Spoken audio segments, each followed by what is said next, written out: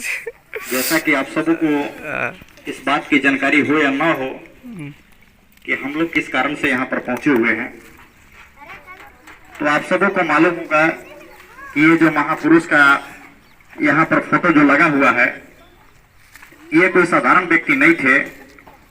ये भारत देश के राष्ट्रपति थे और इनका जन्म 5 सितंबर 1888 ईस्वी को तमिलनाडु मद्रास में एक तिरुतनी नाम का गांव है, तिरुमनी, वहीं पर इनका जन्म हुआ था। और ये बचपन से बहुत ही लगनशील विद्यार्थी के रूप में माने जाते हैं। बचपन से कड़ी परिश्रम के माध्यम से इन्होंने आगे की पढ़ाई पूरा किए। कई बार कई जगहों पर हेडमास्टर के पद भी संभाले, उपराष्ट्रपति की पद भी संभाले, राष्ट्रपति की पद भी संभाले। इसके बाद जब इनसे यह पूछा गया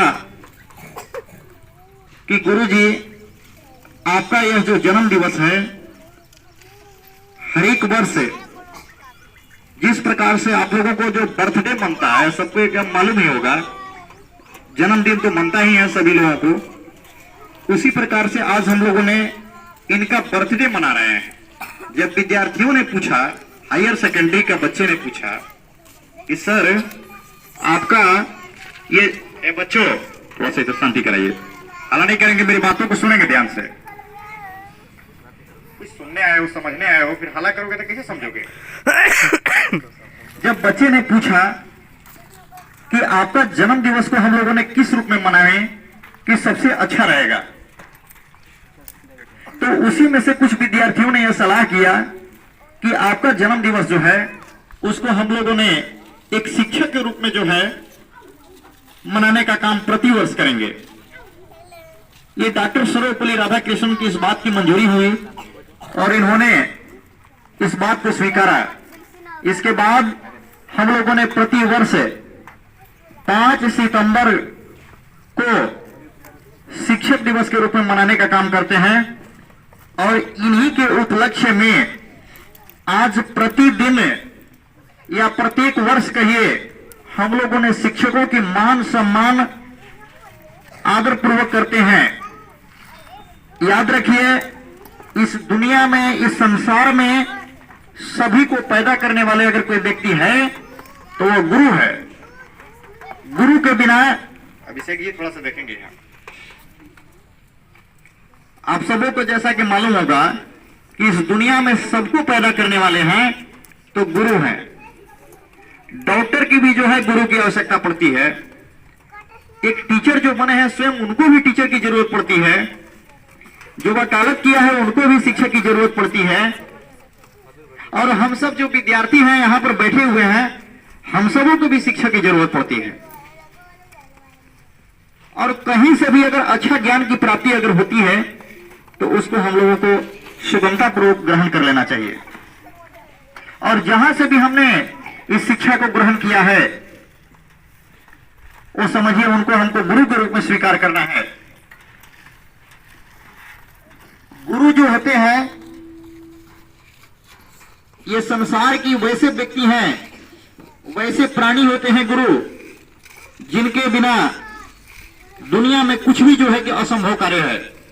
अगर गुरु ना रहे तो कुछ भी नहीं आप सीख पाइएगा।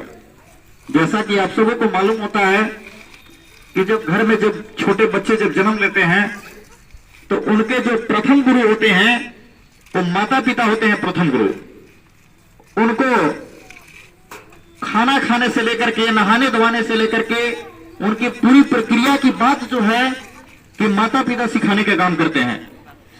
इसलिए बच्चों का जो प्रथम गुरु जो हुए वो माता पिता हुए। बच्चे जैसे ही थोड़ा जब बड़ा हो जाता है तब उसकी अच्छी शिक्षा के लिए बच्चों को जो है विद्यालय में नामांकन कराया जाता है कि ताकि हमारे बच्चे वहां पर जाएंगे और पढ़ लिख करके कुछ कर्तव्य करेंगे। इसके बाद जैसे जैसे वो आगे की पढ़ाई उनकी पूरी होती चली जाती है, आगे की कक्षाओं में वे प्रवेश स्वतः करते चले जाते हैं। जैसा कि आप सबों को मैं बता देना चाहता हूं कि बहुत सारे कविताएं में, बहुत सारी ये कबीरदास, सूरदास वगैरह की कविताओं में गुरु का ऐसे शब्दों में वर्णन किया गया है जिसके बारे में अगर आप लोगों ने सुनेंगे तो आपको लगेगा कि वाह, क्या गुरु होते हैं।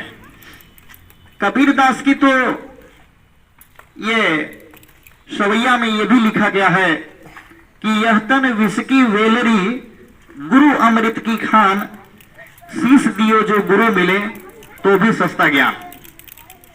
यह तन जो है ना, यह विष की वेलरी है, माने जहर की पुड़िया है कहिए की। गुरु अमृत की खान, गुरु क्या होते हैं? अमृत की खान होते हैं।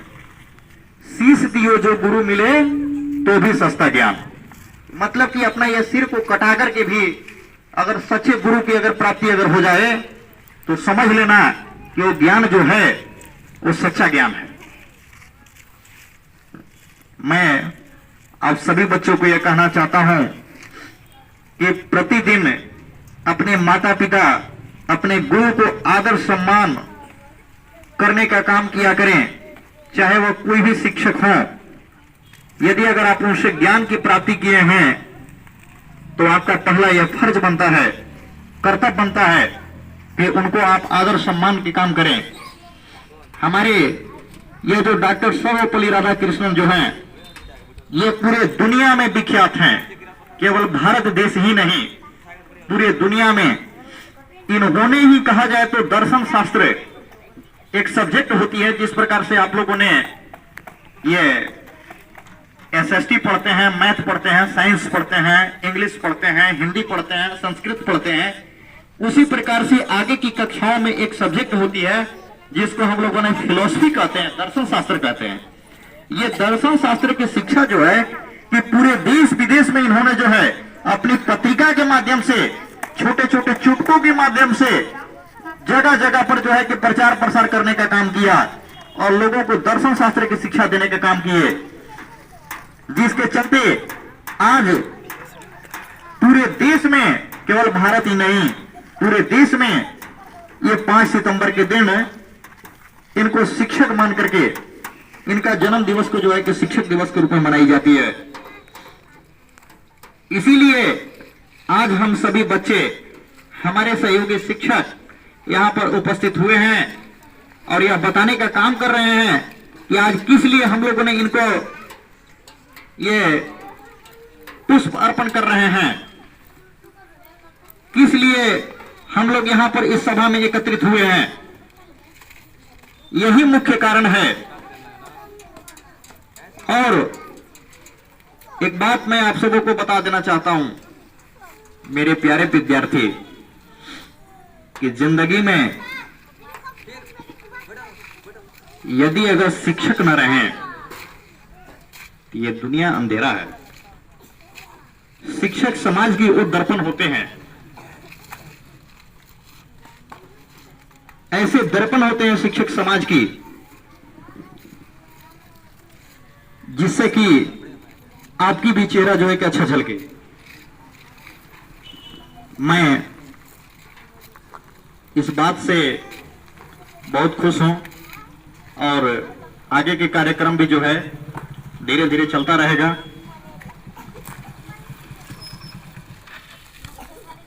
इन्हीं शब्दों पर अपनी वाणी को विराम देता हूं। जय हिंद, जय भारत।